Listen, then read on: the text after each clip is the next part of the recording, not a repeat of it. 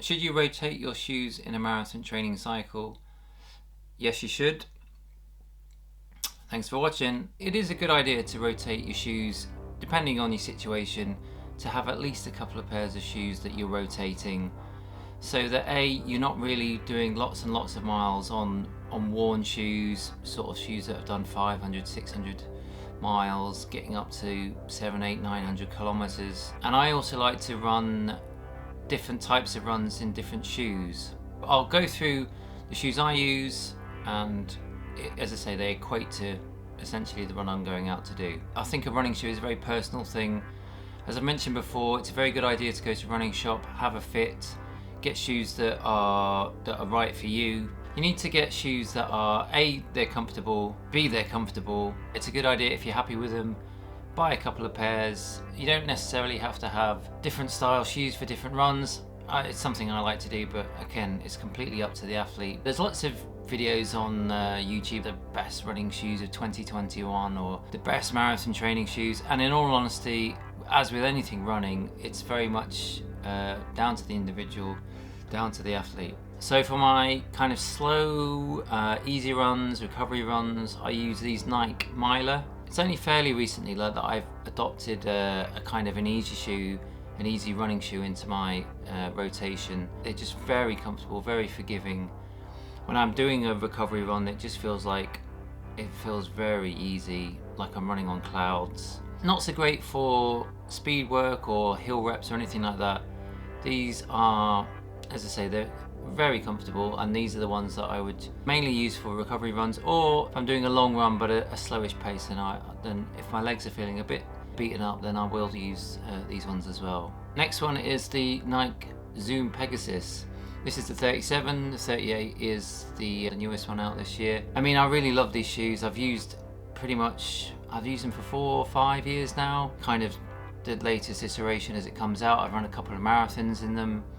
They're just a really good all-round workhorse, very comfortable again, but I can feel I can do any type of run in it, whether it be recovery or just a steady run. I do like to do some speed sessions in these shoes as well. I got a lot of support from them, very comfortable. I can really lean, especially when they're quite new, I can really lean on them. Just an absolutely top-notch all-rounder. The other thing about these shoes is that I haven't really, for the last 3 years now, I've had niggles and stuff, but I haven't had an injury that stopped me from running. Part of it is down, I'm not saying all of it's down to these shoes, but definitely part of it is they're just, as I say, very comfortable, give me a huge amount of support, and just a classic marathon training shoe. It was only recently actually that I started to think about racing shoes, just chatting to people really, and they were like, obviously with these super shoes and carbon plated shoes we have now, I remember chatting to somebody, they were just like, look, you really need to have a go with them. They are a bit of a game changer. And these ones, I mean, I'm really happy with these the Zoom Fly 3 carbon plate. They feel really comfortable again. You can really, especially when they're new, you can feel the bounce and you can feel that you can really step on them. These are the ones I did my last marathon in.